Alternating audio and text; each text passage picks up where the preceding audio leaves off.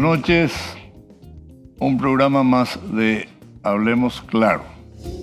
Esta vez con la presencia de un dirigente liberal para examinar a dos temas específicos. El primero, la transición democrática desde la caída de Stroessner hasta nuestros días. Estoy informado que Luis Juanes Gondra está escribiendo un libro precisamente sobre la transición paraguaya. Y el segundo, creo que nadie hizo hasta hoy públicamente un análisis serio de la crisis por la que está atravesando el gran Partido Liberal Radical Auténtico.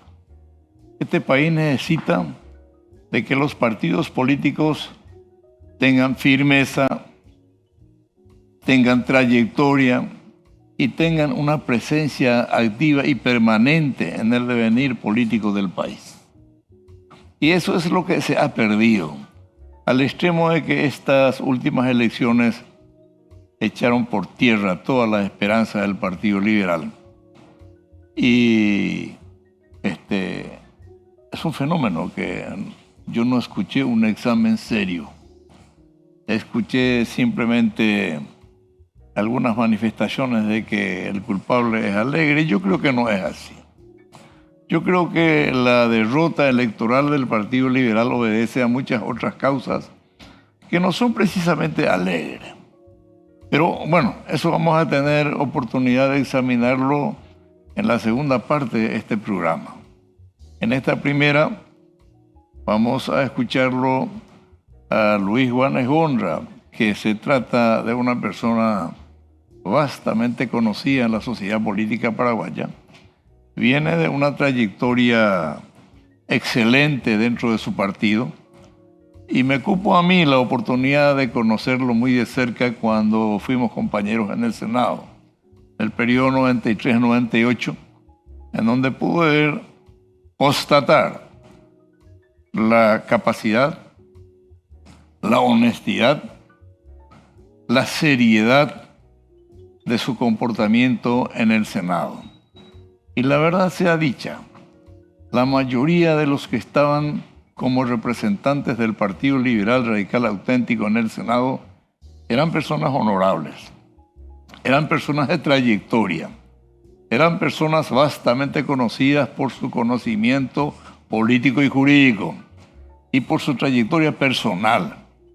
Y lastimosamente aquello fue decayendo con el transcurrir del tiempo y tenemos hoy un partido radical auténtico en el Parlamento Nacional que duele decirlo, pero hay que decirlo, un raquítico partido con una raquítica representación que está muy lejos de aquellos tiempos en que Luis y sus amigos estuvieron en el Parlamento Nacional.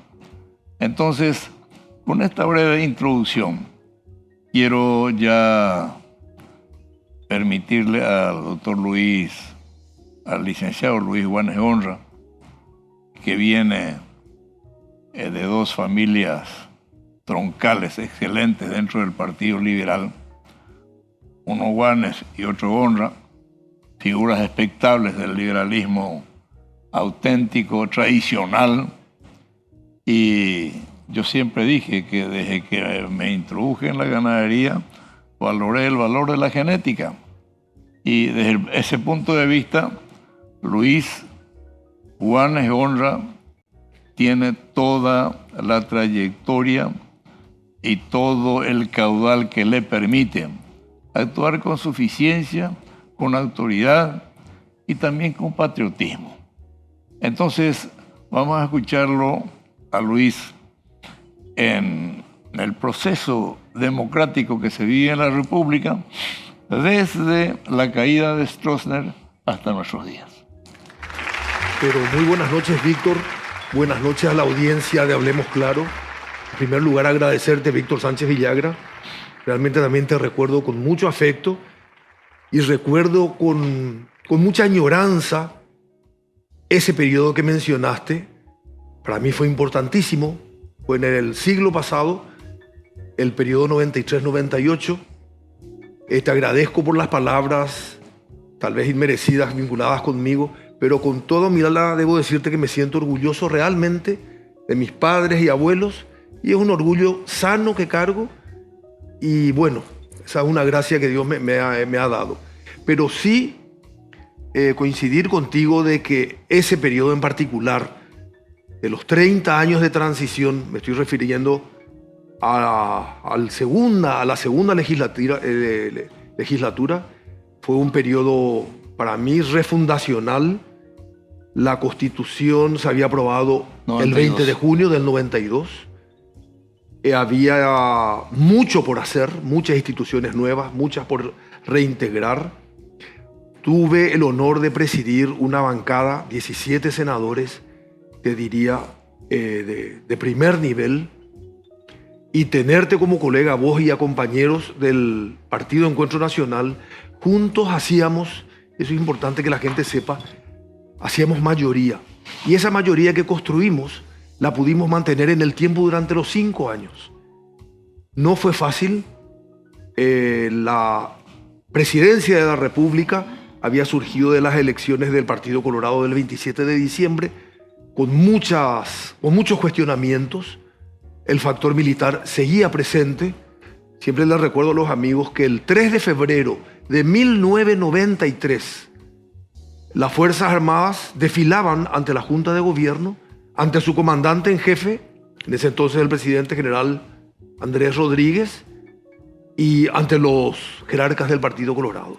La Constitución Nacional estaba escrita, pero estaba irrespetada. Y en situaciones muy difíciles, con las fronteras cerradas, con el factor militar presente, con un Estado aún, te diría, casi hegemónicamente colorado, pudimos hacer una muy buena lección, para mí la mejor que recuerdo, casi con añoranza, y de no haber sido por factores que se dieron, como dije, fronteras cerradas, la caída de las líneas de Sacá y múltiples problemas, creo que el destino de nuestro país hubiera sido mejor que el que estamos padeciendo desde hace bastante tiempo, con algunas luces por momentos y lamentablemente también con muchos momentos de frustración. Pero te agradezco, Víctor. Estoy tratando, y también quiero ser honesto en el sentido de que describir lo que he podido vivir y de lo que me he podido informar gracias al archivo personal mío también, ¿verdad? Pero de mi hermana Rafaela, de Roberto Paredes, que sé que es colaborador tuyo. He acudido al digesto legislativo, al Senado. En el caso del PLRA no hay mucha información, pero estoy tratando de escribir desde... Yo no soy historiador, no soy intelectual, soy militante, desde la militancia que tuve en el PLRA y más concretamente desde el movimiento que integré. Trataré de ser lo más objetivo posible. El movimiento mío, liderado por el doctor Laino, al cual me honro en pertenecer aún, creo que tuvo luces y sombras, pero en el balance entre lo que hemos hecho bien y lo que hemos tal vez hecho no muy bien o dejado de hacer, creo que podemos decir que tratamos y que estuvimos en un momento de la historia de la transición a la altura de las circunstancias. Luego vinieron circunstancias para mí muy cuestionables. Si hago, no serán críticas, serán autocríticas. He visto muchas cosas que para mí han sido equivocadas. No critico, me autocritico si quieren, pero creo que y acá llego un poco a las elecciones, creo que los resultados de hace muy poco tiempo no tienen su génesis en cuestiones presentes nomás, sino que es una suma de cosas que a lo largo del tiempo pasa factura, y la factura tenemos que pagarla ahora. Y la cosa está muy dura en el PLRA. Como dijiste vos, yo creo que Efraín Alegre, a quien todos le quieren pasar la factura única, puede ser el mayor responsable, pero no es el único, ninguna duda. Tampoco hubiera sido el único responsable de la victoria si ganábamos. Hemos perdido fuerte y estamos golpeados, Víctor, pero firmes y tratando de ver lo que se ha hecho mal, que no es nuevo. Para mí son errores recurrentes casi, que en un momento determinado te llevan a tener como hoy 11 senadores, cuando en tiempos de condiciones muy diferentes a esta llegamos a 17 y tener hoy, ya no hablo de la calidad de los senadores, estoy haciendo una cuestión meramente cuantitativa, 22 diputados, habiendo tenido en un momento muy difícil 33 diputados. Nos hemos reducido en el Parlamento a la mínima expresión, de la transición a la mínima. Y bueno, razones habrán. Y tenemos que encontrarlas, corregirlas y seguir. Momentos difíciles se pasaron. Y eso es indudable. Hubo muchas críticas de altos exponentes de la intelectualidad política paraguaya con relación al famoso pacto de gobernabilidad, que yo, sin embargo, lo encontré siempre como un hecho político muy positivo. ¿Por qué positivo? Porque, caramba, veníamos de un gobierno autoritario que no permitía que ni un solo opositor ocupe cargo alguno en ninguna parte de la administración pública, ni judicial, ni legislativa siquiera. Entonces, con el pacto de gobernabilidad se ha podido obtener algunos logros muy importantes. Por ejemplo, la participación de 4 exponentes de la oposición paraguaya en la Corte Suprema de Justicia.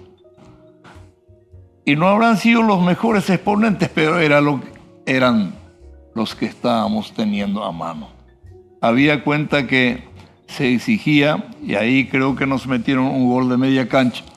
En el 92, en la Constituyente, se estableció que para ser ministro de Corte tendría que ser el interesado doctor en Derecho. Y los colorados metieron a mansalva hasta sargentos y soldados en la Facultad de Derecho para ser doctores en Derecho. Tenían, pero caramba, de sobra la cantidad que necesitaban para integrar la Corte Suprema de Justicia. Y a nosotros nos fue difícil. Al extremo de que ustedes, los liberales, tuvieron problemas. Casi no llegaron a completar los 4. Y hasta pensaron en llevarlo a Rodrigo Campos Cervera, que era senador, porque no había otro. Y en el caso nuestro, del Partido Revolucionario Febrerista, teníamos 2 doctores en Derecho. Uno, el doctor Paniagua, que a la sazón tenía 90 años. Y el doctor Freitas y Fram, que a la sazón tenía 83 años. Y para ser ministro de Corte tenía que tener hasta 75 Hasta años. 75. O sea, el gol nos metieron de media cancha en el 92. Y no pudimos. Y la Democracia Cristiana no tenía ni uno. No hubo caso.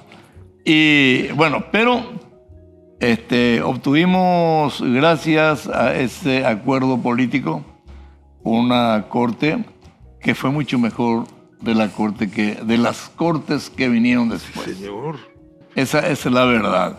Una corte respetada, que habrá tenido sus falencias, pero era mucho mejor en calidad humana y capacidad que los que vinieron después. Entonces, no se puede hablar en forma negativa de lo que fue el pacto de gobernabilidad. Por el contrario, yo considero un hecho tremendamente positivo.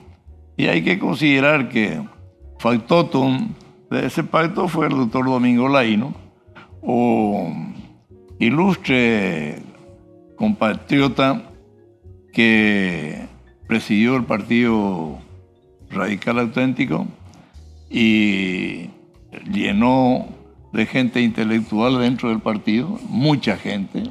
En el Senado estuvieron personas, pero de primera. Y entonces hicieron mérito al partido, hicieron honor al país. Y de eso tenemos que sentirnos orgullosos. Esa es la verdad. Esto traigo a colación para señalar un poquito a aquellos que dijeron, pero ¿por qué el pacto? Pues, sin el pacto nos íbamos a incorporar un solo ministro de Corte. Y hay que admitir también que con luces y sus sombras, el presidente de la República, a la sazón, el ingeniero Guasmosi, fue demócrata.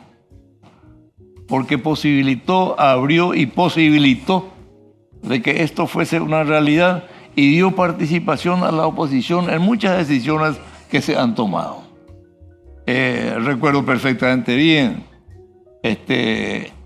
en la vicepresidencia a cargo del doctor Seifert. Sí, señor. Tuvimos muchas reuniones y muchas decisiones se tomaron allí. Sí, señor. Y entonces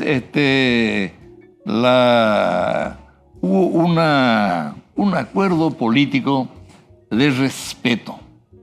Nuestro partido tuvo un factor, no digo preponderante, pero importante en la vida nacional. También de aquel entonces a esta parte fuimos cayendo, como fueron cayendo todos los partidos de oposición. Entonces, ese es un fenómeno que todavía no se ha analizado. Y creo que estamos todavía con el tiempo necesario para que eso podamos estudiar, analizar y ver qué es lo que se puede hacer. Porque a medida que pasa el tiempo, las cosas van a ser más difíciles. Más difíciles, Luis, ¿por qué? Porque el Partido Colorado está haciendo bien las cosas. Hoy, esta mañana, me dijo una persona que era albañil y me dice que estaba yendo a la Junta de Gobierno del Partido Colorado para estudiar no sé qué cosa, una carrera universitaria, o sea, una carrera profesional. Y me dicen que hay cursos hasta de formación idiomática, gratuito el curso para todos. Y ahí sube en la calle Perú, donde fue la casa del sanguinario Pastor Coronel. Allá arriba. Sí, dice que funciona una clínica. Ahí funciona una clínica donde se atiende a colorados y no colorados en forma totalmente gratuita. Pero es una obra del Partido Colorado. Cuando la gente humilde no tiene posibilidad de llegar a IPS, aún siendo asegurado, a los hospitales públicos, y tiene allí la forma de llegar en forma gratis para resolver sus problemas de salud. Entonces, evidentemente está haciendo bien los deberes y nos va a resultar cada vez más difícil porque nosotros nos dividimos en 1000 pedazos. No podemos entendernos entre 4. Y caramba, cuando hay 5 exponentes en un partido, los 5 ya se consideran presidenciables. Entonces la cosa es harto complicado. Y son situaciones que también tenemos que tener en cuenta. Y en el caso particular del Partido Liberal y la concertación que hubo, yo quiero encontrar, atendiendo a la historia política del país, entre muchos otros factores, la caída, pero en picada, en estas elecciones del Partido Liberal por la participación del embajador norteamericano. Acá no se permite la intromisión norteamericana en las cuestiones internas del país. Y hay un antecedente que tenemos que tener en cuenta. Cuando el general Oviedo participó en la política y los norteamericanos dijeron que no tenía credencial democrática, Oviedo se dirigió a sus correligionarios y les dijo: "Lo mitad, la yanqui ninguno votáis". Y le votaron, pero una cantidad extraordinaria de gente como respuesta a eso que él expuso y como respuesta a la intromisión norteamericana en las cuestiones internas del país. Que tiene que terminar. Tiene que terminar. Esto ya no puede seguir de esta manera. Los norteamericanos tienen demasiados problemas en que preocuparse como para venir a preocuparse por los nuestros. Que se preocupe por la cantidad impresionante de drogaditos que pululan por las calles en California. Están muriendo. 350,000 murieron el año pasado. Hay gente que ya no tiene en California y en otros estados, viven en la calle. Viven en la calle, almuerzan en la calle, cenan en la calle, duermen en la calle. Un fenómeno que está llamando la atención mundial. Y hay un principio de solidaridad que en el campo social del mundo se está alzando para tratar de colaborar con los norteamericanos a resolver ese problema. O sea que tienen tantos problemas que resuelvan ellos y no nos vengan a joder la vida. Sí, señor. Pero yo tengo algunas discrepancias contigo. Ahí recordaste lo de IPS y lo de salud. Yo creo que el Partido Colorado y los gobiernos colorados tienen una deuda social, económica, moral pendiente muy grande que deberá ser reparada, pero creo que vamos a un corte y seguimos conversando. Y seguimos conversando. Un tema muy importante. Sí, señor.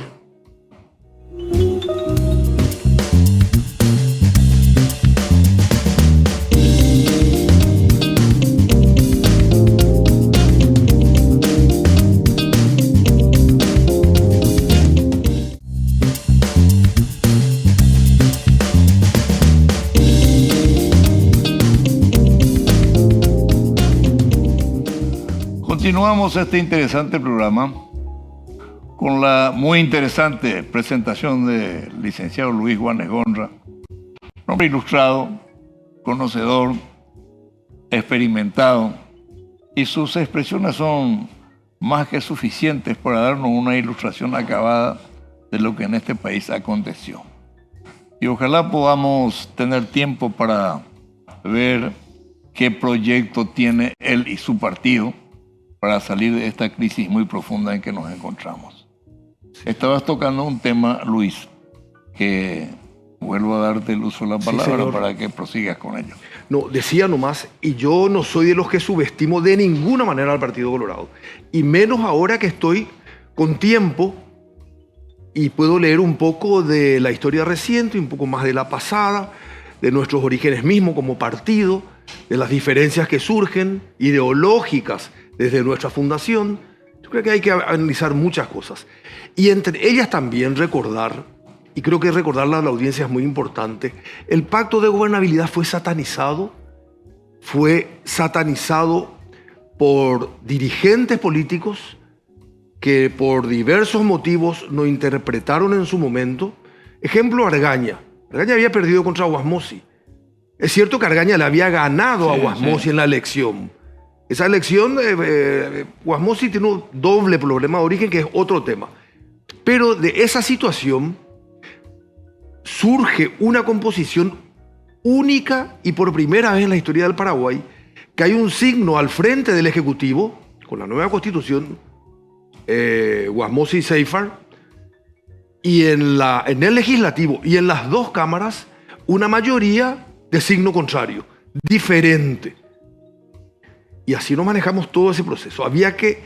3 años hacía que Stroessner había caído, estaba en Guaratuba, los tiempos no eran fáciles. Guasmosy tenía en la Cámara de Senadores 4 senadores de su partido. Diógenes Martínez, Juan Carlos Galaverno, Artemio Castillo y José Alberto Alderete. 4.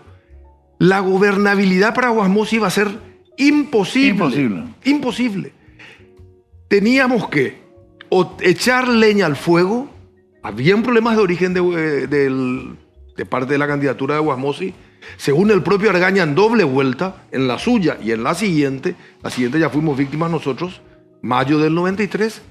Y bueno, se hizo un pacto, había que integrar el Consejo de la Magistratura, había que renovar la Corte, se renovó, desafiliar a militares y policías, se logró. El general Lino Oviedo tenía mucho protagonismo en ese entonces. Llega la crisis de abril, se supera esa crisis de abril. En el año 97, Argaña es derrotado Argaña ante Oviedo, nueva crisis colorada. Los colorados venían con ese padrón fraudulento que aplicaban a terceros y se aplicaban así. Ellos tuvieron, me refiero a los colorados, en los últimos procesos internos suyos, ya elecciones mucho más honestas, te diría, o más francas.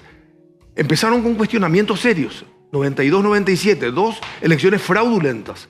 Argaña fue víctima de una y victimario en la otra, en la siguiente.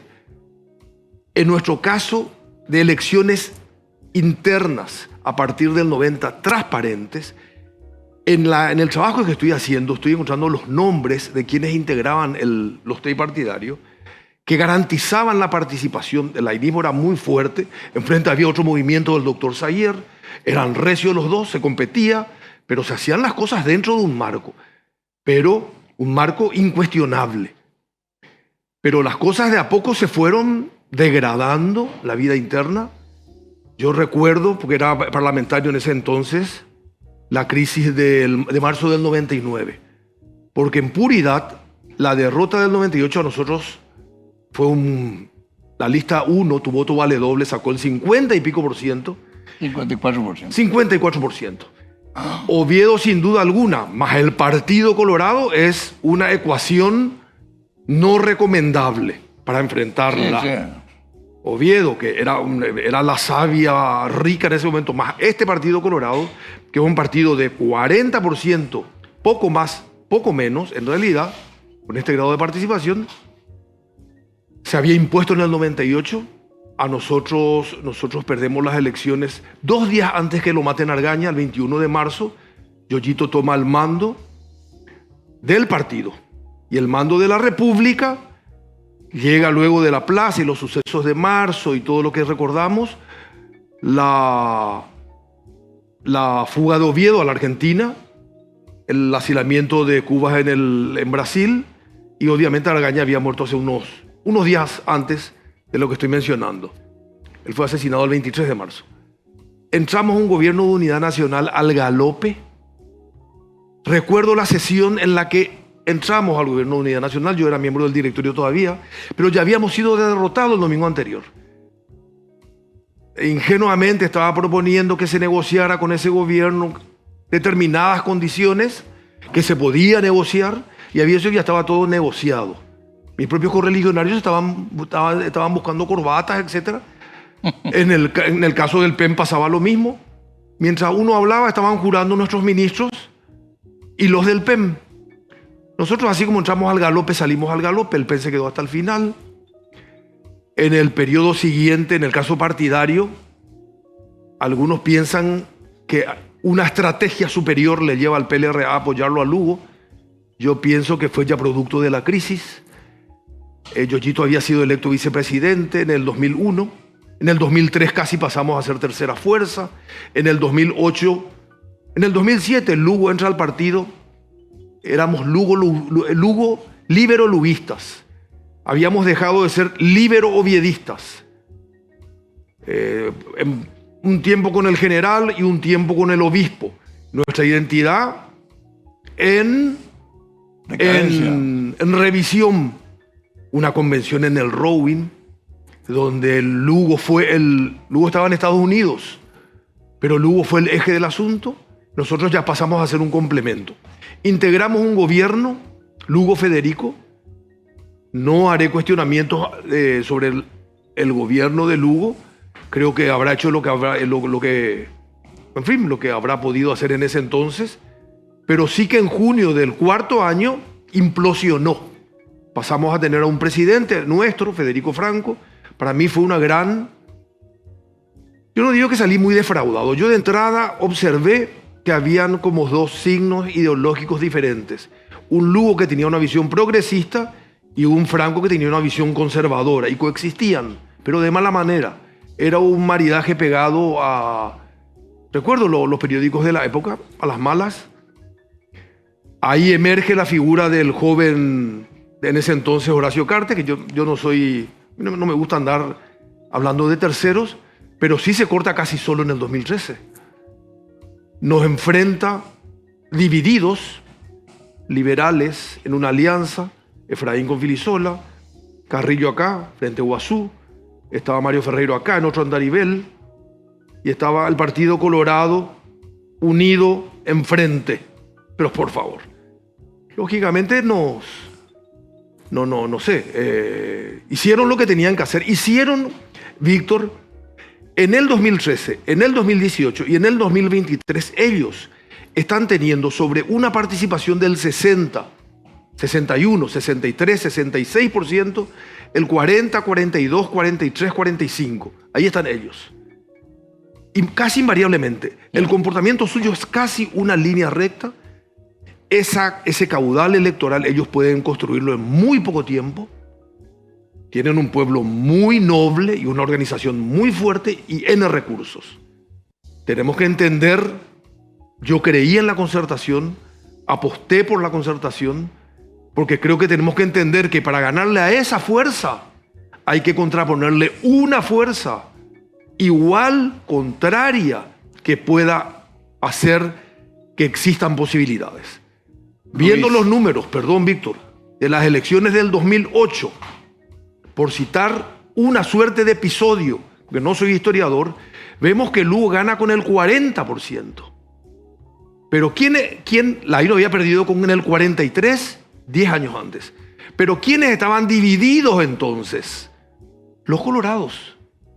Lino César Oviedo fue el que realmente pudo, le llevó al Partido Colorado 2 veces al gobierno, pero fue el autor de la caída, que yo creo que no cayeron nunca, del Partido Colorado en el 2008.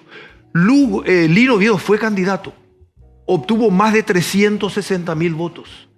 Si vos haces la sumatoria de los votos de Blanca Ovelar, que había tenido un pequeño problema con Castiglioni, y Oviedo, estás llegando aproximadamente al 53%. La candidatura de Oviedo él sí llevaba votos colorados de verdad, que pudiéramos llegar con el 40%. Ya el PEN se había reducido mucho, o el PPQ, perdón. Pero bueno, dicen, Oviedo parece que iba a estar con nosotros en el 2013, se accidentó, no sé, falleció, el helicóptero cayó, hay hipótesis, conjeturas, yo no entro en eso. No, murió en ese accidente, te puedo asegurar. Yo creo que fue un accidente. Yo ya expliqué acá en este programa. Yo he visto ese helicóptero que usan los ejecutivos para hacer vuelos diarios, intercity, no hay que usarlos de noche.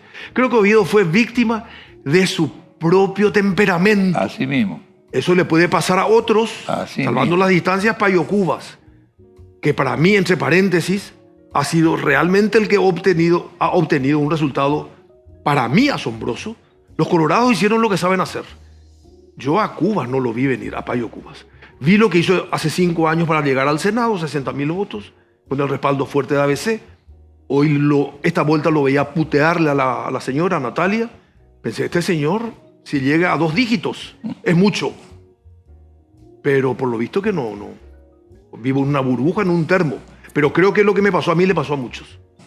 Que estábamos el día 30 de abril frente al televisor esperando una victoria. Yo me incluyo, por eso no cuestiono la campaña. Yo creí que ganábamos y la cosa me empezó a parecer embromada cuando le vi llegar a la Junta de Gobierno al presidente del partido, a Cartes. Ahí parecía que la cosa no era mi impresión no era compartida por la mayoría. Estábamos por empezar este camino que a algún lado nos conducía. Si me permitís, quiero retrotraer un poquito nuestra conversación a algo que siempre quedó en la nebulosa. Y es probable que vos pudieras descifrar esa nebulosa. Es designado vicepresidente de la República por los votos populares, Yoyito Franco. Sí, señor. Y aquí y en Tanganica, la función del vicepresidente es asumir la presidencia de la República por las razones que el presidente no puede continuar. El presidente muere y el vicepresidente tenía que haber sido el natural sustituto en la presidencia de la República. ¿Qué pasó? Ahí comienza, me parece a mí, el gran déficit político del Partido Liberal. Si me permitís, Víctor, porque no quiero nomás olvidarme de una cuestión muy interesante que estoy hablando con mi libro. Y ahora, como se están desclasificando los archivos, yo me permito desclasificar también, no los propios, sino los que estoy viendo. Vos hablabas de injerencia de la embajada americana. Hablaste con respecto a Otsfield, creo que es ahora. Sí. Esto no se dio ahora nomás. Si vos ves el marzo paraguayo, ves el fallo de la Corte con esa interpretación de cuánto debe durar el mandato del que viene, ya empezás a ver que la cuestión se viene torcida. Yoyito, hoy es el día que no entiendo y le he preguntado a Carlos Mateo, que fue su jefe de campaña, ¿para qué se candidató en el 2000, unos días, 2 meses después de que hubiera un fuego de artillería? ¿Para qué se candidató? Salvo que su intención fuera ser el guardaespaldas de Lucho González Macchi. Porque un liberal en la línea de sucesión lo que hacía era proteger, y una protección, te diría, involuntaria, del titular que era Rojo. Pero con relación al marzo paraguayo, y esto voy a publicar, En el Senado no habían 29 votos. Habían 29 votos. No habían 30 votos. Yo era senador, era líder de bancada, éramos 12. Le transmití a los amigos, hablé con Basilio Nikiforov, dije, nosotros estamos así. Y nosotros estamos así, y yo estoy así, me dijo él, y así. No habían 30 votos. ¿Dónde cambió la historia? Y esto, tengo el fallo y va a estar en mi libro.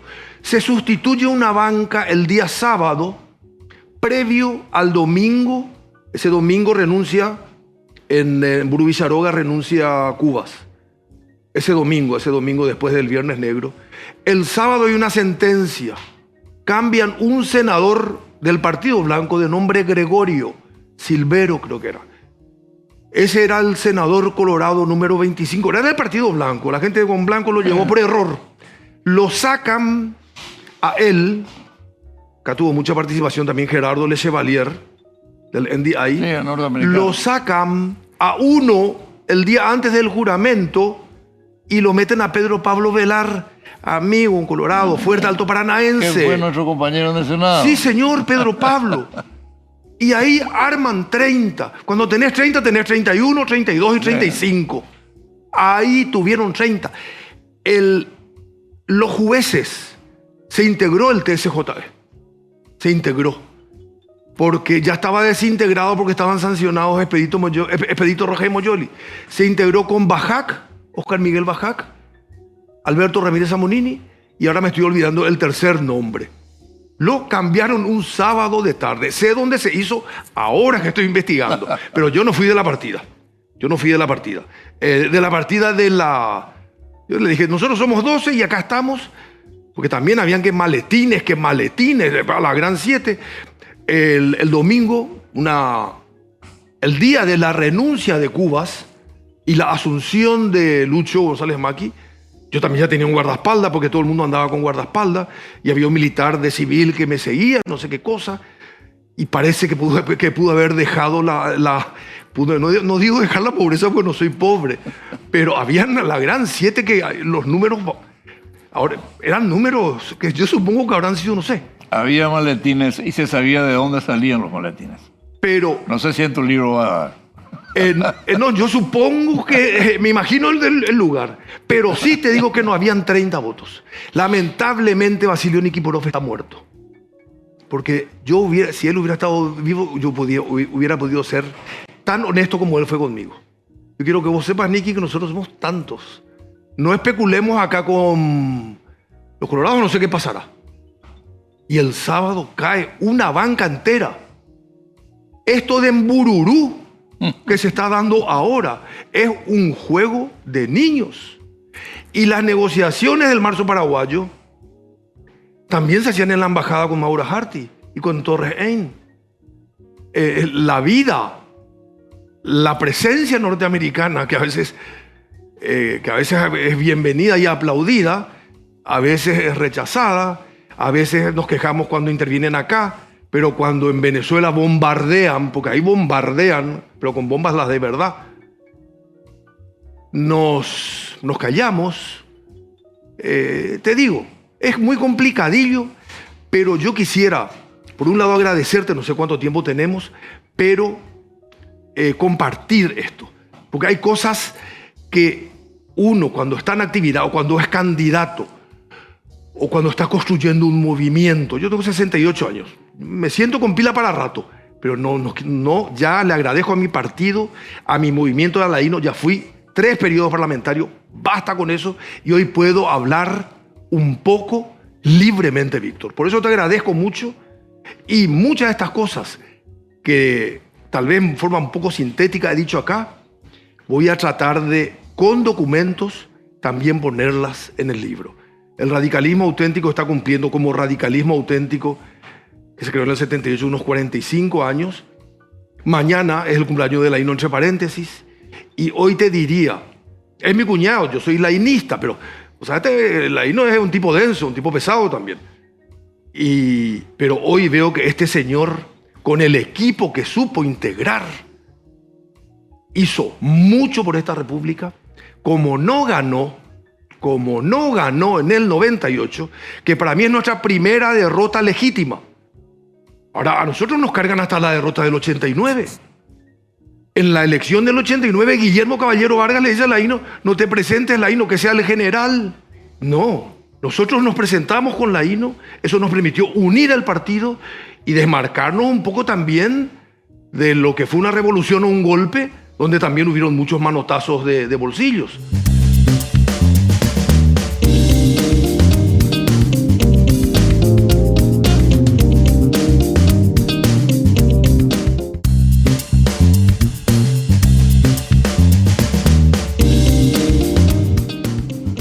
Continuamos con el programa. Quiero aclararle al amigo Luis Juanes Gonra que uno de los problemas capitales que tuvimos nosotros en el proceso democrático fue la presencia de los militares en la vida política de la República.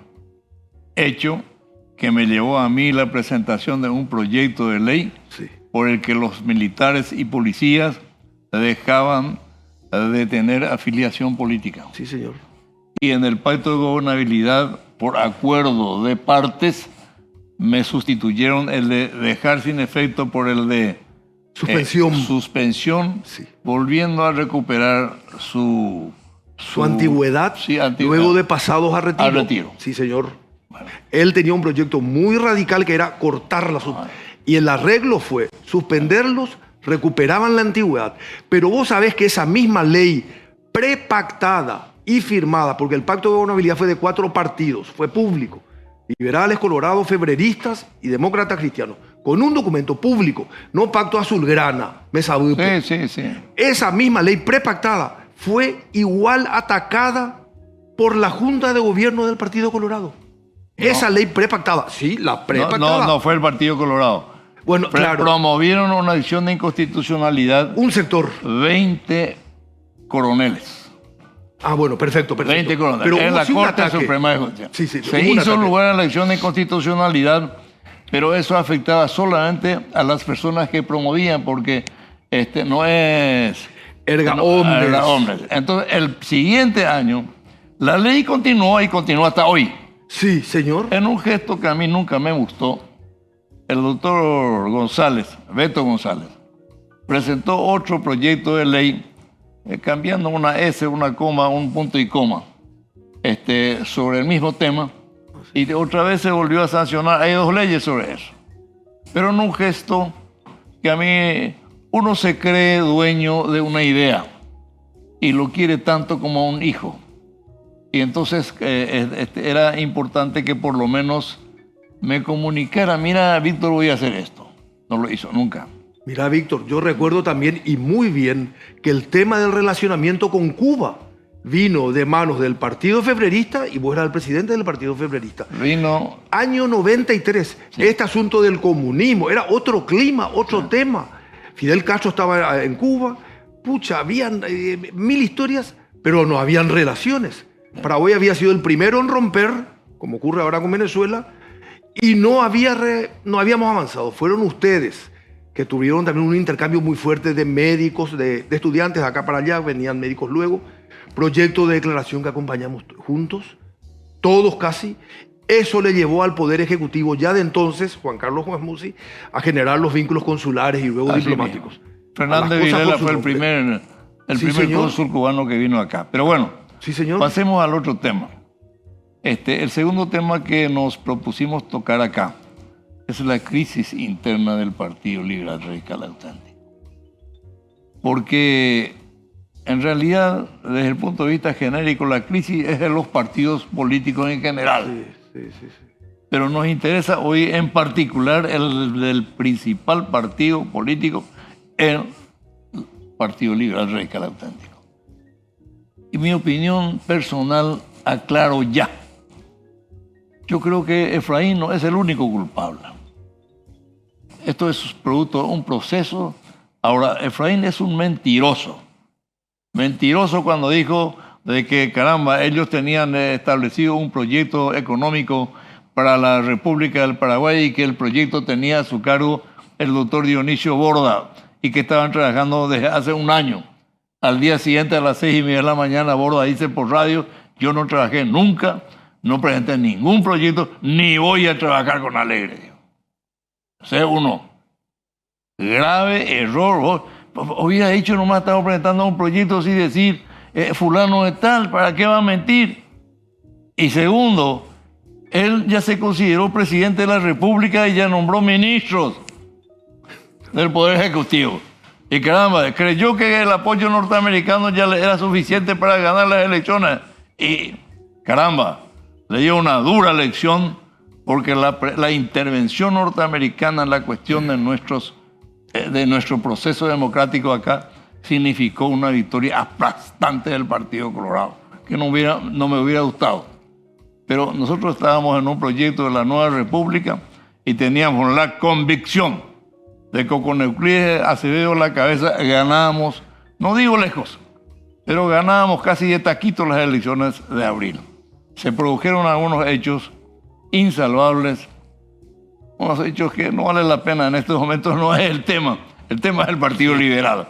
Pero en otra oportunidad vamos a tener la posibilidad de explicar las razones por las que, habiendo estado en el lugar número 17 en las encuestas, Euclides Acevedo, muy por encima de Alegre, después se fue cayendo hasta quedar con el 1%. Víctor, Luis, vos sos el conductor y el dueño del programa, y te aprecio mucho, pero discrepo en muchas cuestiones. Yo no sé a qué porcentaje habrá llegado Euclides, sé cómo terminó. Terminó con 1, ¿verdad? Y sin parlamentarios, así terminó. Nosotros terminamos con 27. Yo coincido contigo de que hay que analizar objetivamente la cuestión. No creo que Alegre sea el responsable único, ni mucho menos. Tampoco hubiera sido el responsable único de la victoria, no creo. Yo sí he trabajado en esta campaña lo que he podido, de acuerdo a las fuerzas. Mi extracción es CPL, lainismo, pero he confiado en él, he apostado y he creído que ha estado muy bien acompañado en la dupla. Esto le incluye a Soledad Núñez, a quien conozco mucho menos por múltiples motivos, pero apostando a la concertación esa tan complicada, que así como complicada logró concretarse. Para mí ya era un acierto importantísimo, que nos llevaba a lo más amplio posible. Recuerdo que Euclides había dicho que si se asumía el padrón nacional iba a entrar a competir las internas liberales. Eso dijo, eso escuché. Se asumió ese padrón nacional, idas y vueltas, pero a Euclides no lo tuvimos. Yo sé que vos estabas y estuviste muy cerca y tuviste un rol muy importante en Nueva República. Y te digo, con Euclides, parte de la noche del golpe del 3 de febrero, estuvo con Aino y conmigo. Yo no tengo ni un problema con Euclides. Al contrario. Nosotros en el PRF nos sentíamos como en nuestra casa, en los momentos muy difíciles. Era nuestro refugio, nuestros actos, nuestras convenciones, etc. Pero creo que en este caso, y hay factores que yo creo que son ideológicos, es un poco no mirar la realidad de los que están, de los de a pie, que yo no digo el ciudadano, de los de a pie, y algunas cuestiones que nos llevaron a que Payo Cubas, a quien conozco poco, pero del cual no esperaba tanto en términos electorales, como tampoco espero de sus parlamentarios. Me impresiona muy bien su esposa ahora, Yolanda Pereira, que le estoy conociendo ahora porque la vi esta semana. Paredes, y la gente está escandalizada porque del partido de Payo salen parlamentarios a la izquierda, a la derecha, a cualquier lado. Yo creo que eso no es un partido, para mí eso es Payo y el acompañamiento de gente harta, Víctor, que ahí sí me incluyo. Sí, señor. Harta de más de lo mismo. Había sido que el hartazgo también, yo pensaba que era con relación al gobierno y al partido de gobierno. Nosotros estábamos comprendidos entre los que hartamos. Y bueno, eso nos habrán confundido mucho. Acá hay una cuestión para mí muy determinante, que es el Congreso de la República. El partido puede hacer, decir, hace y dice lo que sea, pero lo que hacen sus congresistas es lo que trasciende, es lo que se vende, se compra, se lee, se escucha. Y nuestros congresistas, con honrosas excepciones, no han estado a la altura de las circunstancias. Pero yo no soy juez de congresistas ni pretendo ser, Pero a mi criterio, como ciudadano, elector, creo que nos han llevado a tener también una consideración bastante pobre con relación al pasado por parte del pueblo liberal y del pueblo paraguayo, y complica mucho la posibilidad de generar una opción alternativa real. Y así apareció, yo no digo que Payo sea antisistema. Un antisistema no participa en un proceso electoral. Sí fue una persona que entró con las taquillas de izquierda, derecha, de punta. No, yo no puedo dar un marco ideológico, pero sí decía, por lo visto, yo escuché mucha gente que me decía, Payo o qué. Y sobre todo gente joven y humilde, laburantes. Pensé serían 100.000, fueron 700.000. La suma de lo de Payo más lo nuestro, 27 más 22 es igual a 49. No digo que la cuestión electoral sea matemática. Tal vez viene Payo, pero no vienen los 700.000 de Payo, ya sé, entiendo.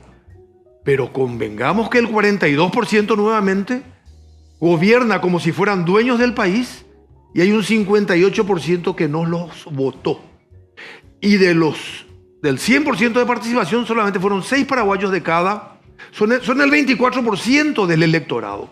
Pero cuando vienen, como vienen ahora, y con esto termino, con esa actitud como la que hubo en diputados, de tomar el jurado de enjuiciamiento de esta manera, Víctor, como no ocurrió antes en la transición, 2 senadores y 2 diputados, todos colorados, jurado de enjuiciamiento de magistrados. Obviamente está el representante del Ejecutivo. Si hablamos de un poder judicial que tambalea, tenemos un jurado de enjuiciamiento que da, no digo pena, que da miedo.